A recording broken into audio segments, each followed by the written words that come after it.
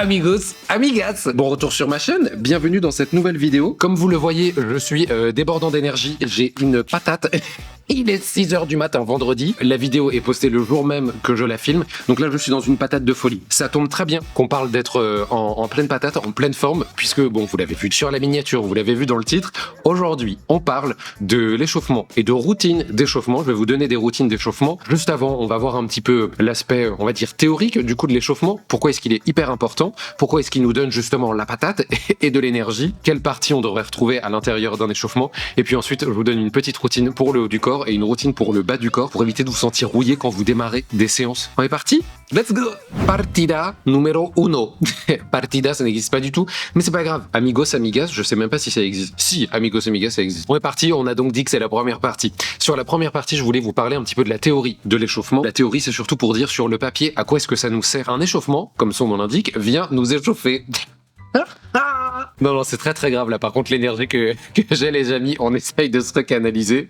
Mais donc, un échauffement nous sert à plusieurs choses. D'une part, petit rappel anatomique, à l'intérieur des articulations, donc toutes les articulations qui nous permettent le mouvement, coude, hanche, genou, cheville, poignet, etc., épaules et compagnie, on a un liquide à l'intérieur qui s'appelle le liquide synovial ou la synovie. Kiff kiff, c'est pareil. C'est un liquide, du coup, qui vient lubrifier les articulations pour que les mouvements se fassent de manière plus fluide, qu'il n'y ait pas de frottement entre les os. Et ce liquide-là, comme n'importe quel liquide, comme il est un petit peu visqueux, en plus, il se trouve que quand on augmente la température du corps, ça va permettre de le liquéfier, en fait, qu'il soit un petit peu plus liquide, et donc d'avoir des mouvements, encore une fois, qui soient plus fluides sur nos articulations. Donc ça nous évite déjà un inconfort, et puis ça prévient aussi potentiellement des blessures. Deuxième élément, c'est la température corporelle de manière générale qui va augmenter. Ça va nous permettre d'augmenter le milieu du coup du corps, et que les muscles aussi soient chauds avant de démarrer sa séance, ce qui, encore une fois, nous permet de prévenir certaines blessures. Dernier élément, l'échauffement nous permet aussi d'augmenter la fréquence cardiaque. Donc en augmentant la fréquence cardiaque, on augmente l'afflux sanguin direction les muscles, donc on augmente l'oxygène qu'on va pouvoir apporter et délivrer aux muscles, oxygène qui est évidemment très important pour vivre de manière générale, mais qui est très intéressant aussi quand on fait du sport. Donc ce seraient ces trois éléments-là. Évidemment qu'il y en a énormément d'autres, et le dernier éventuellement que je préciserai, c'est surtout sur la partie nerveuse. C'est-à-dire que lorsqu'on s'échauffe, on va commencer du coup à bien réveiller le cerveau, on va commencer à réveiller les connexions neuromusculaires, c'est-à-dire entre le cerveau et les muscles, et ce qui potentiellement nous permet après d'avoir un meilleur effort, peut-être même de faire de meilleures performances, ou en tout cas d'être plus focus dans sa séance, et encore une fois aussi de prévenir les blessures. Si jamais on parle de termes entre guillemets un petit peu plus physio, on parlerait vraiment d'une partie ostéo-articulaire où du coup on doit bien s'assurer qu'on a du coup les articulations qui sont en mouvement pendant l'échauffement pour du coup avoir ce fameux liquide synovial qui vient un peu plus se liquéfier, se réchauffer. Une partie cardiovasculaire, puisque encore une fois on veut augmenter la fréquence cardiaque et le débit sanguin à l'intérieur du système cardiovasculaire. Et enfin une partie musculaire avec du coup un petit échauffement au niveau des muscles, encore une fois pour qu'ils soient un petit peu plus prêts pour l'effort. Tout ça peut se faire avec différents exercices, différentes routines. Évidemment, vous pouvez trouver vous-même ce qui vous convient le mieux. Sur la dernière partie, la partie musculaire, évidemment qu'on peut prendre en compte ce qu'on appelle par exemple les séries non effectives. Imaginons, je dis complètement hasard, vous démarrez une séance et vous démarrez avec du squat. Du coup, les séries non effectives, ce seront les premières séries que vous faites sur cet exercice qui ne seront pas comptabilisées dans votre programme, entre guillemets. Imaginons que votre programme, pour X ou Y raison, c'est 4 séries de 10 répétitions. Du coup, peut-être qu'au début, vous allez faire 2 séries qui seront non effectives, où du coup vous allez travailler peut-être avec la barre à vide et ensuite avec un poids léger, et ensuite vous allez faire vos 4 séries effectives, du coup avec votre poids de travail. Donc en tout vous aurez fait 6 séries, mais les 2 premières, j'ai réussi quand même à suivre, à compter avec mes doigts, on n'est pas peu fiers, les 2 premières séries sont donc non effectives et au final peaufinent votre échauffement. Maintenant qu'on a dit tout ça, c'était déjà beaucoup d'informations, mais on passe à la pratique. Je sais que c'est ce qui vous intéresse le plus et qu'on a ramené une petite élastico. On est parti, j'ai quelques exercices à vous montrer. On commence par une petite routine qui sera sur le haut du corps et une deuxième routine qui sera sur le bas du corps. Deuxième partie de la vidéo. On est donc sur mon double, mon moi-même qui va apparaître dans quelques secondes par ici pour vous montrer du coup quelques exercices. Depuis tout à l'heure, je m'amuse à faire tournoyer, faire tourner les serviettes et un élastique. Puisque vous aurez juste besoin d'un élastique, vous verrez, ça vous permettra d'avoir une routine qui sera hyper complète. Donc là, on est bien sur le haut du corps pour avoir toutes les articulations, épaules, coudes, poignets, même au niveau de la colonne vertébrale. La colonne vertébrale qui est donc une succession d'articulations au final qui soit prête pour pour du coup l'effort. Donc imaginons vous faites une séance développé couché ou quoi ou qu'est-ce. On commence dans l'ordre les amis avec notre premier exercice. Premier exercice, on est donc sur un fly inversé, une ouverture thoracique, vous pouvez l'appeler comme vous voulez. L'idée est donc d'avoir l'élastique qui travaille en résistance pour qu'on commence à activer les muscles qui sont sur le haut du dos, donc à l'arrière des épaules, sur la partie un petit peu extérieure au niveau du dos. Comme vous le voyez, c'est un exercice qui est très simple. Je vous recommande d'avoir les pouces qui sont vers l'extérieur. Comme ça vous permet d'avoir une grande amplitude de mouvement. Essayez d'avoir les bras quasi tendus et surtout de rapprocher vos omoplates le plus possible. Les deux os qu'on a au niveau du haut du dos, de les rapprocher le plus possible. On enchaîne avec notre deuxième mouvement, le shoulder dislocate. Donc vous faites des passages d'avant en arrière avec les bras tendus au possible.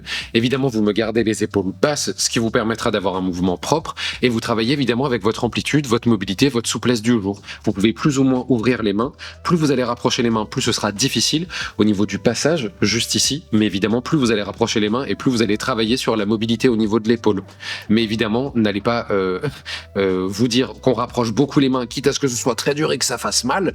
C'est pas intéressant. Là, c'est pour la partie échauffement. Donc, travaillez avec votre mobilité, votre souplesse du jour. Peut-être même qu'elle variera en fonction de votre énergie, en fonction de l'heure de la journée à laquelle vous vous entraînez, etc. Ensuite, on a le petit exercice du développé debout. Je l'ai appelé comme ça parce que, j'ai pas trouvé de nom. Donc, on enfile l'élastique comme, du coup, je sais pas, un petit cartable et on pousse en avant, ce qui va un peu reproduire le mouvement d'une pompe serrée et ce qui va permettre, encore une fois, d'échauffer un petit peu les muscles et les articulations tout autour de la ceinture scapulaire, coude, et puis évidemment de commencer à chauffer au niveau du pec et au niveau des triceps, l'arrière du bras. Vous pouvez enchaîner juste derrière avec un exercice qui est autour de la même zone et surtout avec le même setup de l'élastique. Ce serait un écarté couché en fait. Alors là, un écarté debout, étant donné qu'on n'est pas allongé. Mais là, pareil, vous avez les coudes qui sont légèrement déverrouillés et vous venez vers l'avant, ce qui vous permet, comme vous pouvez voir, de travailler plus sur l'avant du buste, donc au niveau du pec. Donc là, on est bien sur un mouvement monoarticulaire versus le précédent, le développé debout, qui lui est polyarticulaire. Ensuite, on passe à nos deux exercices préférés que vous voyez partout, la rotation interne et la rotation externe. Vérifiez d'avoir bien le coude qui est à 90 degrés et qui reste collé juste à côté des côtes pour bien activer notamment certains muscles qu'on appelle la coiffe des rotateurs. J'en reparlerai très certainement dans d'autres vidéos puisque c'est un groupe musculaire qui est hyper important à travailler pour avoir une bonne stabilité au niveau de l'épaule et même avoir, si ça se trouve, de meilleures performances sur d'autres exercices sur le haut du corps. En attendant, ces deux exercices-là, incontournables dans tous les cas. L'élastique doit être attaché à hauteur de votre coude, à une barre ou autre, ce qui vous permet d'avoir un mouvement qui est vraiment horizontal, complètement parallèle au sol. On enchaîne avec un petit rowing des familles. Vous pouvez bloquer l'élastique en dessous de vos pieds et ensuite venir tirer vers l'arrière et vers le haut. Les coudes doivent bien dépasser la ligne du buste le plus possible, mais vous gardez quand même les coudes proches des côtes, ce qui vous permet d'aller chercher là plutôt sur le dos et tous les muscles en fait qui seraient engagés sur du tirage. On enchaîne toujours avec le même setup et là on est sur un petit biceps curl des familles. Les paumes de main sont face à face, ce qui revient à dire que c'est tout simplement une prise neutre, voilà, ou une prise marteau. Vous avez peut-être déjà entendu cette expression. Et là, on va tout simplement travailler sur nos petits bibis, les petits biceps. Si on fait les biceps, évidemment qu'il faut qu'on fasse les triceps. Les triceps, ils sont à l'arrière du bras, donc comme on vient de faire les biceps juste à l'avant. Vous avez vu, le setup, il n'est pas très compliqué. Vous le faites une fois à droite et ensuite une fois à gauche. Vérifiez que la main qui est en bas du dos est bien stable pour que ce soit uniquement la main qui est en haut du dos ou au-dessus de la tête quasiment, qui vient travailler, qui vient s'échauffer du coup au niveau du triceps. On arrive sur nos deux derniers exos au niveau du haut du corps. On a notre scapula pull-up. Donc c'est une traction mais uniquement avec les omoplates, ce qui veut dire que vous gardez bien les bras tendus et les coudes ne se fléchissent pas. On n'est pas sur une traction, on vient juste tracter son poids de corps, mais avec les omoplates du coup qui vont glisser le long du dos, ce qui permet de finir vraiment de bien échauffer cette partie-là. Le dernier, c'est donc le scapula push-up qui vient mimer un mouvement de pompe. Exactement la même chose, même indication de travail. On garde les bras tendus, les coudes ne se fléchissent pas. On n'est pas sur une pompe, on est vraiment encore une fois sur une activation des scapulas, cette fois-ci qui vont aller de l'extérieur vers l'intérieur, versus le premier où ça allait de haut en bas. On est bon sur cette routine-là. On passe à la troisième partie de la vidéo, la routine pour le bas du corps. Troisième et dernière partie, last but not least. Bon, c'est pas du tout une surprise, je l'ai annoncé juste avant. C'est la routine pour le bas du corps. On a le même principe. On a plusieurs exercices qui viennent bien échauffer sur la partie du bas du corps et un petit peu sur le tronc, vous verrez, donc au niveau du buste, puisque de toute façon, quand on fait une séance jambes, il faut qu'on ait les abdos qui soient bien engagés quand même. On a besoin d'un élastique pour quelques exercices, mais de manière générale, il y a beaucoup d'exercices au poids poids de corps. On commence par le premier, qui est du coup une flexion-extension au niveau de la hanche. Donc on balance la jambe vers l'avant et ensuite vers l'arrière. C'est ce qu'on appelle un étirement balistique, puisque sur les groupes musculaires de l'avant et de l'arrière du bassin et de la cuisse, d'abord il y a un étirement et ensuite une contraction. On peut faire la même chose sur le côté, donc comme un mouvement de pendule de droite à gauche, ce sera la même chose. C'est pour commencer à bien mobiliser le fémur, donc l'os qui est au niveau de la cuisse, à l'intérieur du bassin. Troisième exercice, et là c'est quasiment mon préféré, enfin je pense qu'on gagnerait tous à faire cet exercice de manière générale, même dans le quotidien.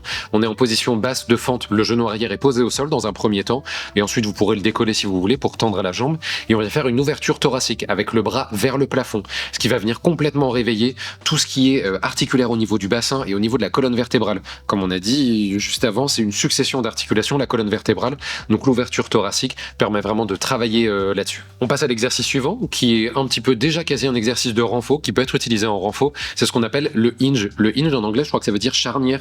Donc, vous savez, au niveau d'une porte là ou d'un truc, Bob le bricoleur, on peut le faire. C'est un exercice donc qui vient travailler sur la stabilité au niveau du bassin, donc ça c'est intéressant, sur la chaîne postérieure, donc tout ce qui est fessier, ischio-jambier, et qui vient travailler l'équilibre, la proprioception de manière générale, et c'est pour ça que je le trouve intéressant. On passe à un exercice avec l'élastique. Il doit être accroché à peu près à hauteur de, j'allais dire à hauteur de juste en dessous la poitrine. C'est pas très joli comme formulation, mais on s'est compris. Donc juste en dessous de la poitrine, ce qui vous permet de faire une torsion à droite, et évidemment ensuite vous le faites à gauche. Ça permet d'engager la sangle abdominale en rotation et donc notamment d'engager nos obliques. Et ensuite, si vous voulez le faire avec un petit peu plus de dynamisme, vous pouvez le faire en chaîne croisée avec donc la jambe opposée au côté où est attaché l'élastique pour pouvoir faire une flexion au niveau de la hanche et donc avoir ce travail en chaîne croisée en plus du travail de torsion. On termine avec un petit shadow, l'exercice de la chaise.